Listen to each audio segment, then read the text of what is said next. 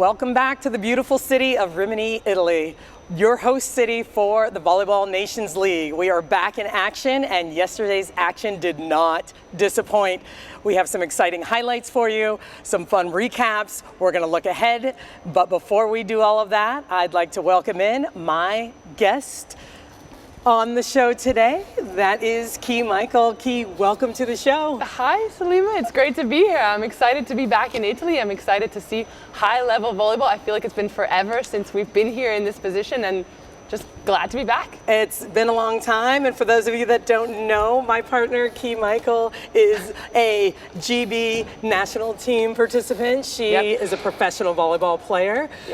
Also a vlogger. All of those things. She is a vlogger, so please check out the Volley Bubble on YouTube, because that's what she does. Not to be deceiving, because it's called the Volleyball Bubble, but it's about everything except volleyball. Anytime, if you want to know anything about these players, how they live, how they eat, how they sleep, it's on my YouTube channel. Well, it's exciting to have you on the show and welcome you back to action. We're going to look right now at the results as they are so far, talk about them a little bit, and discuss a little bit of the point system as well. You're not going to see the points here on the screen, but let's discuss how that works in this process. Yeah, sure. So basically the way it works is we've got 16 men's teams, 16 women's teams. But when you go in to have a match, there are 3 points up for grabs. So if you win 3-0 or 3-1, you get the full 3 points. But if you push a team to 5 sets and you only win 3-2, you only get 2 points. And you get 1 point for that sort of making up for what's the word I'm looking for? Right. Well, but during the pool play, that's important. That's an important part of the process because they take those points with them. Exactly. And then the standings at the end add up to 4 teams that are going to go to the finals and go off head-to-head for this championship. Well, we had some exciting matches yesterday, and highlighted by one match in particular, Japan versus Thailand. It was a fun match to watch. Japan taking control of the match, winning in 3, but the story of the match was Thailand. Thailand's team, what an awesome story. This is a team that was thrown together at the last minute, and now they're here playing in the Volleyball Nations League. Yeah, there were 6 players, I think it was the Fab 6 of Thailand, that had actually retired and went back to play again in this tournament.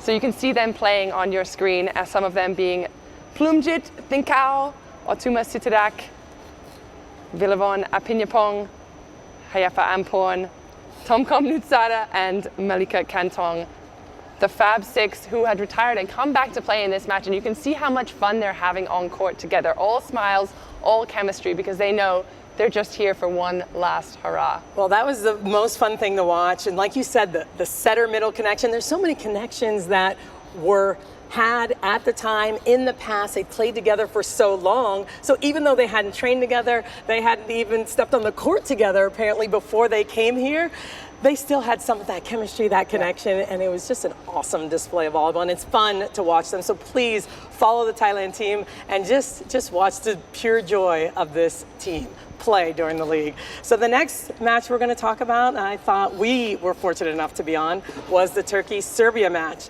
And the interesting thing about that match was really Serbia.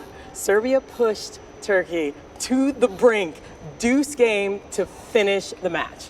Yep, and this was a match that you might have expected on paper for Turkey to just run away with, because they had their main squad, the squad they're going to be taking to the Olympics in 2021. And Serbia had a young team, some players we've never heard of before, but they stepped on the court and they fought and they battled and they gritted it out. And some names that we've never heard of before have arisen as stars in this VNL, like, for example, Saric, one of the players that we were watching, she was killing it, crushing it.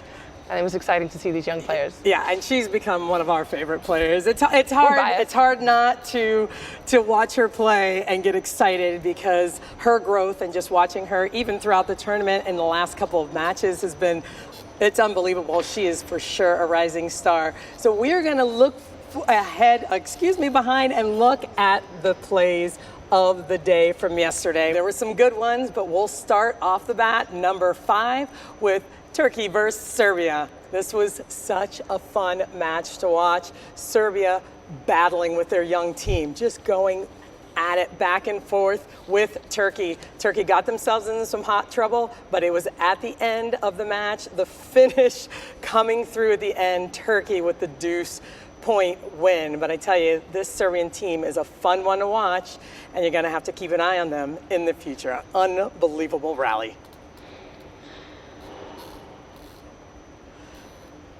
Second rally of the day, coming in at number 4 was Poland and Italy.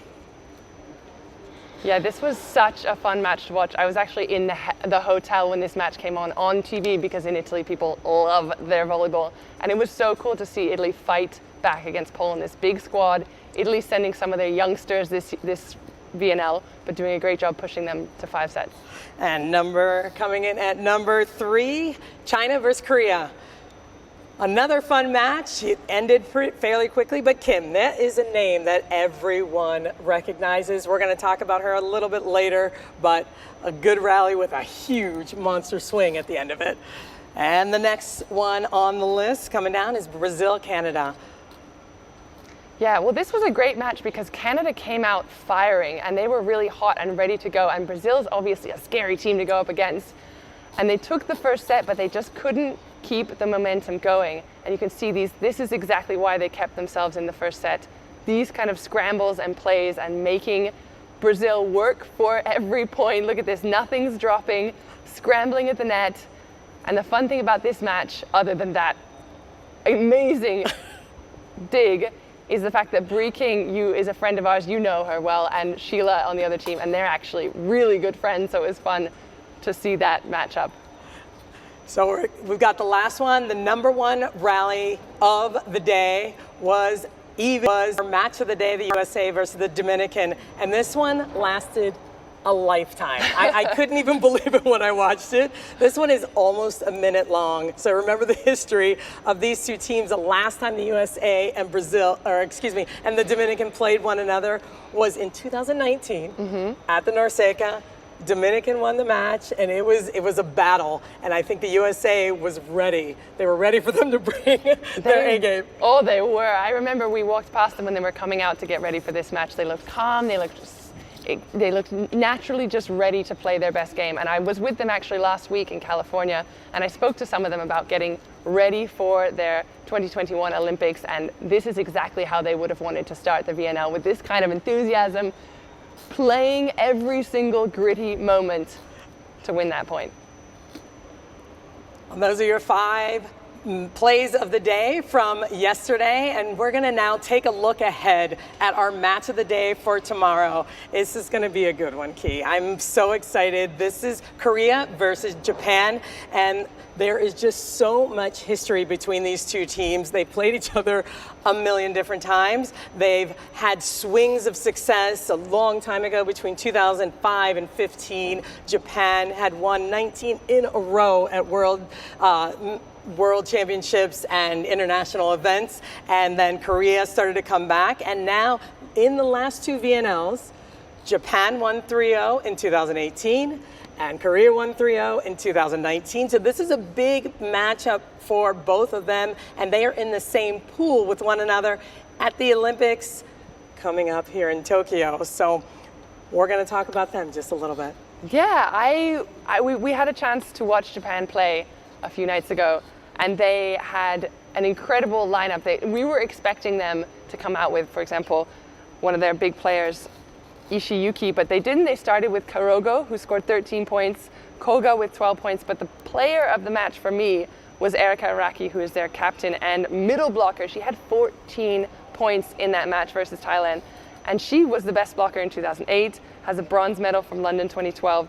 She was in Rio as well, and she's looking potentially to go to her 5th Olympics, and they will match up together in that 2021 Olympics. That's nuts. I mean, when you talk about the number of Olympics, the amount of experience, but just watching Japan play yesterday, just having so much fun, running their offense, exciting times. And let's talk about Korea a little bit. Korea looking ahead to them, and what do they have? I think we all know there is one key player that everyone in the world knows. Yeah, they do have one very recognizable player, Kim, who we actually ran into in the bathroom yesterday here at the VNL while I was washing my hands and felt a little bit starstruck. But she's definitely one of those players that really brings the energy with her experience. She played in Bang, she's played all over the place.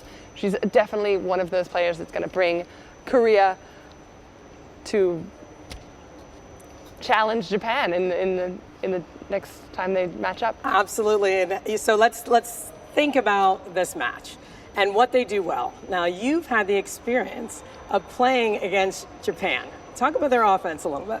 Yeah, I actually in the 2012 Olympics in London, they were in our pool as well. And I remember playing against them and just thinking, they play so fast. The ball just does not, it looks like it doesn't even cross the plane of the antenna. It's literally shot out there. So as a middle blocker, it just puts so much pressure on you to get to the wings to close up that block. And that's the kind of game that they run and that they're going to have to run against Korea to win. And so now we're all done. You heard it here first from Key Michael. Thank you so much for joining me on the quick set.